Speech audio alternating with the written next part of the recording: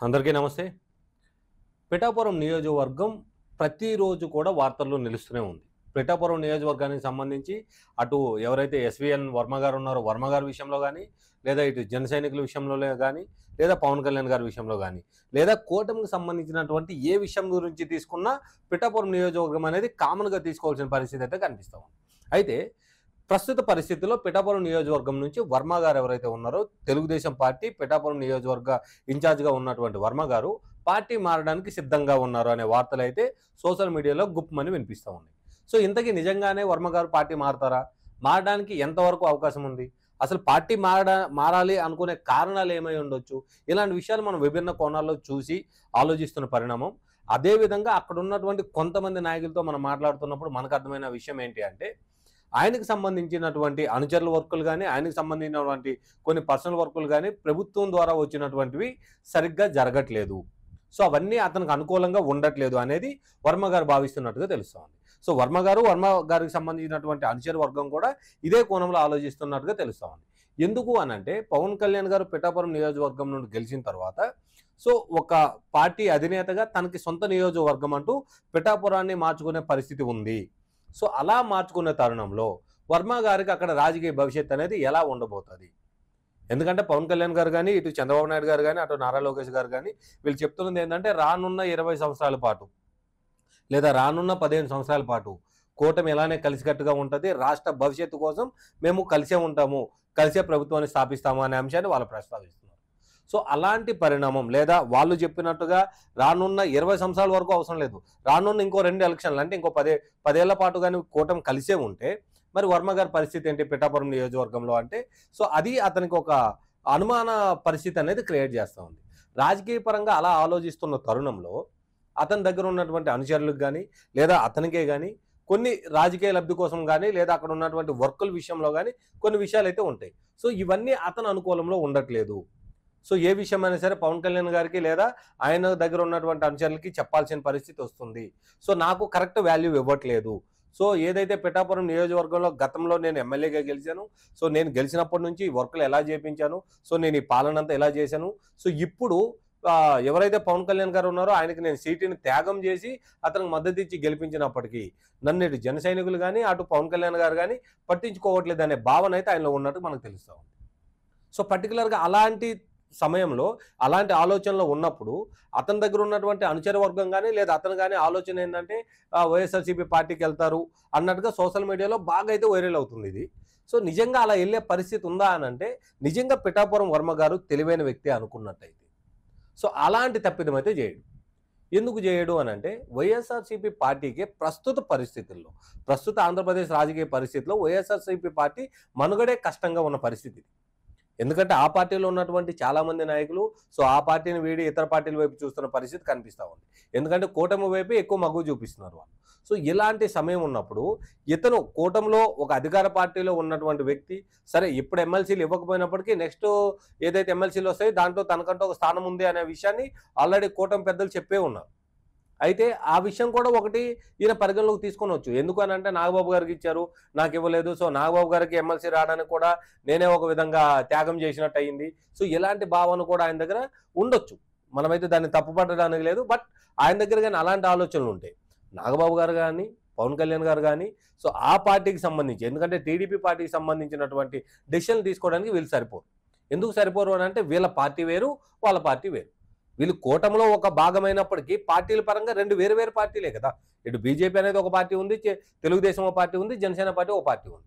So, ఈ 3 వేరు వేరు పార్టీలుగా ఉన్నాయి. సరే వీళ్ళు ముగ్గురు కలిస్తేనే కూటమి అయిందక్కడ. సో, అలాంటి పరిస్థితులు ఉన్నప్పుడు ఆయనకి సంబంధించినటువంటి ఎమ్మెల్సీ వీళ్ళు వాంటెడ్‌లీ ఆపేశారు. లేదా నన్ను ఇక్కడ హోల్డ్ చేస్తున్నారు. అంటే అదే తొక్కిపెట్టి ఉంచుతున్నారు. ఇలాంటి ఆలోచనలనేవి అక్కడ ఉన్నటువంటి అనుచర వర్గంలో బాగా వినిపిస్తున్నట్టుగా సమాచారం ఉంది. అయితే ఈయన వైసీపీకెళ్ళే పరిస్థితి ఉందా అనంటే ఇందాక మనం మాట్లాడుకున్నట్టుగా ఆ పార్టీలో ఉన్నటువంటి నాయకుల పరిస్థితి ఏముంది? అసలు ఏం చేయొచ్చు? మనం ఉండాలా? ఊడాలా? అసలు ఏం చేయాలనే పరిస్థితి వాళ్ళకే తెలియని పరిస్థితుల్లో ఈయన అక్కడికెళ్తే ఏం చేయగలుగుతారు? సో, ఇక్కడైతే ఆల్రెడీ అధికార పార్టీలో ఉన్నారు. ఈరోజు కాదు రేపైనా పదవొచ్చే అవకాశం ఉంది. రానున్న 5 ఏళ్ల పాటు లేదా రానున్న 10 ఏళ్ల పాటు కూడా కూటమి ప్రభుత్వం ఇలానే ఉంటే ప్రభుత్వంలో ఉంటే ఈయనకి మంచి సత్సంబంధాలు కలిగిన వ్యక్తిగానే ఉంటారు. అది మానేసి ఇప్పుడు ఆల్రెడీ లూజర్‌గా ఉన్నారు. సెకండ్ వాళ్ళ మనుగడే ప్రశ్నార్థకంగా మారిన తరుణంలో ఈయన అక్కడికి వెళ్ళి జాయిన్ అవ్వాలి అని అనుకోవడం అయితే కానే కాదు. ఆయన నిజంగా మాకున్న సమాచారం ప్రకారం ఆయన ఆలోచనలు ఏంది అని అంటే ఆయన పార్టీ మారే పరిస్థితి అయితే లేదు. కానీ కూటమిలోనే ఉంటూ పవన్ కళ్యాణ్ గారికి వ్యతిరేకంగా లేదా కూటమికి సంబంధించినటువంటి పార్టీలో ఏదైతే పిఠాపురం నియోజకవర్గం ఉందో నియోజకవర్గంలో పరిస్థితులకు వ్యతిరేకంగా మాట్లాడడానికి అవకాశం ఉంది. సో రోజు అదే పని చేస్తారంటే రోజు చేయకపోవచ్చు, కానీ దొరికినప్పుడల్లా లేదా అతనికి అనిపిస్తున్న సమయంలో అల్లా. ఎందుకు అని అంటే ఎప్పుడైతే తను హోల్డ్ చేస్తున్నారని తను భావిస్తాడో ఆ రోజు అక్కడ ఉన్న సమస్యల గురించి, నేను ఎమ్మెల్యేగా ఉన్నప్పుడు ఈ డ్రైనేజ్ వ్యవస్థ ఇలా లేదు, లేదా ఈ రోడ్ల వ్యవస్థ ఇలా లేదు, నేను ఎమ్మెల్యేగా ఉన్నప్పుడు రోడ్లు ఎంత బాగుండేవి, లేదా డ్రైనేజ్ వ్యవస్థ ఎంత బాగుండేది, మన పిఠాపురానికి ఇన్ని పనులు నేను తీసుకొచ్చాను. పవన్ కళ్యాణ్ గారు ఎమ్మెల్యేగా ఉన్న తర్వాత ఆయన డిప్యూటీ సీఎం అని చెప్పి మొత్తం రాష్ట్ర రాజకీయాలు తిరుగుతున్నాడు తప్ప మన పిఠాపురం నియోజకవర్గాన్ని పట్టించుకునే పరిస్థితి లేదు. ఇలాంటి నిందలేయడానికి ఆస్కారం అయితే ఉంది. సో వర్కుల విషయంలో కానీ ఏ ఇతర విషయంలో కానీ కూటమి ప్రభుత్వానికి వ్యతిరేకంగా కాకుండా నియోజకవర్గ అభివృద్ధి గురించి మాట్లాడడం. సో అంటే పవన్ కళ్యాణ్ గారిని కొంచెం డీగ్రేడ్ చేస్తే రానున్న రోజుల్లో మనకు అవకాశం ఉండొచ్చు, ఇలాంటి ఆలోచన ఉండడానికైతే ఆస్కారం కనిపిస్తూ ఉంది. మరి ఖచ్చితంగా పార్టీ మారి వెళ్తాడని అంటే ఇప్పుడున్న పరిస్థితిలో ఎవరైతే వర్మ గారు ఉన్నారో ఆయన పార్టీ మారడనే మనం భావించాలి. ఎందుకనంటే పార్టీ మారితే అక్కడ కూడా ఏంటి ఆయన పరిస్థితి, ఇక్కడైతే కూడా ఒక సినిమాలో ఉన్న డైలాగ్ లాగా ఏంది తలలా ఉండడం కంటే తోకలా ఉన్నా సరే ఎక్కడ ఉండడం అనేది వేరుంటుంది.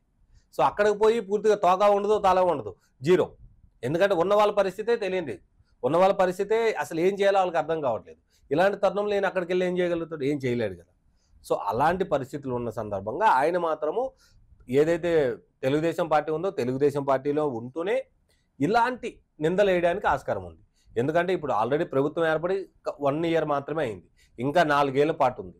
సో రానున్న రోజుల్లో ఏదైతే నెక్స్ట్ ఇయర్లో కానీ ఆ నెక్స్ట్ ఇయర్లో కానీ రాబోయే ఎమ్మెల్సీలో ఆయనకి స్థానం కూడా ఇస్తామని చెప్పి ఆల్రెడీ కూటమి పెద్దలు చెప్పారు. తెలుగుదేశం పార్టీ అధినేత అయినటువంటి చంద్రబాబు నాయుడు గారు కూడా మాట్లాడారు. సో ఇలాంటి తరుణంలో ఆయన పార్టీ మారుతాడా అని అంటే అది ప్రశ్నార్థకమే. సజామీరా మారే ప్రసక్తి అయితే ఉండదు. ఎందుకనంటే ఆయన కూటమిలో ఉంటూనే ఇలాంటి పనులు చేయొచ్చు. ఎందుకంటే అక్కడ ఉన్నటువంటి జన సైనికులు కానీ లేదా పవన్ కళ్యాణ్ గారి అభిమానులు కానీ బాగా అబ్జర్వ్ చేయాల్సిన విషయం ఏంటి అని అంటే ఎప్పుడు కూడా కూటమిలో ఉన్నంత వరకు వీళ్ళిద్దరూ ఒకటే, వీళ్ళిద్దరూ వేరు వేరు కాదు. కానీ పరిస్థితుల రీత్యా వర్మ గారు, ఎందుకంటే గతంలో కూడా ఆయన ఒక ట్వీట్ చేశారు, ఆ ట్వీట్ని ఎమ్మటే డిలీట్ కూడా చేశారు. సో కొన్ని విమర్శలు దాని మీద రాగానే ట్వీట్ని డిలీట్ చేసిన పరిస్థితి కూడా చూసాం. ఎందుకనంటే మొత్తం నేనే దగ్గరుండి గెలిపించాను ఇలాంటి ఒక భావన అనేది అతనిలో ఉంది.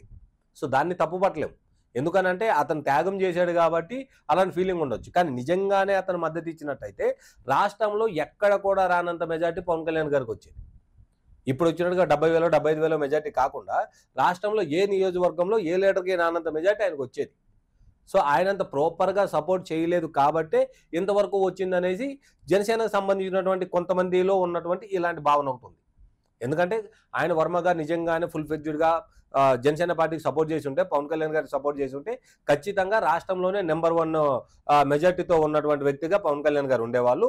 ఆయన మాత్రం కంప్లీట్గా సపోర్ట్ చేయలేదు, ఏదో చేశాము మేము త్యాగం చేసాము అనే ఫీలింగ్లో ఉన్నారే తప్ప ఫుల్ ఫ్లెడ్జ్డ్గా జనసేన పార్టీకి పని చేయలేదు అనేది ఒక వాదన.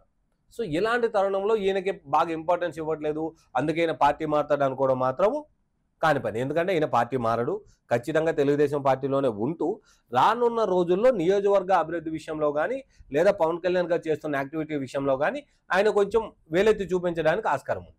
కాబట్టి జన సైనికులందరూ కూడా అప్రమత్తంగా ఉండాలి. ఎందుకంటే ఇలాంటి విషయాలు జరుగుతున్నప్పుడు తొందరపడి ఎటువంటి డెసిషన్ తీసుకోకుండా చాలా ఆలోచనతోటి ముందుకెళ్లే విధంగా మనం ఉండాలి. ఎందుకనంటే ఏదైతే వర్మ గారు ఉన్నారో వర్మ గారి మద్దతు అనేది ఎంతో కొంత కళ్యాణ్ గారికి ఉండే ఉంటుంది. ఎందుకనంటే కూటమి అనేటప్పుడు వర్మ గారు కాదన్నా వర్మ గారు వెయ్యొద్దని చెప్పినప్పుడు కూడా తెలుగుదేశం పార్టీకి సంబంధించినటువంటి చంద్రబాబు నాయుడు గారు కానీ లోకేష్ గారు కానీ ఇచ్చిన మాట కూడా చాలామంది అక్కడ లోకల్లో ఉన్నటువంటి నాయకులు ఓటర్లు కట్టుబడి ఉంటారు. వర్మ గారు వద్దు అన్నంత మాత్రాన్ని వాళ్ళు ఓట్లు వేయడం మానేరు. సో వర్మ గారు వేయండి అన్నంత మాత్రాన్ని గంపగుత్తగా వేసే పరిస్థితి కూడా ఉండదు. సో రాజకీయాల్లో ఇవన్నీ సర్వసాధారణం. ఈ విషయాల గురించి బాగా ఆలోచించి తలపాడు చేసుకోవడం కంటే వర్మ గారు మాత్రం ఎట్టి పరిస్థితుల్లో కూడా పార్టీ మారే ప్రసక్తి అయితే కనిపించదు. Thank you.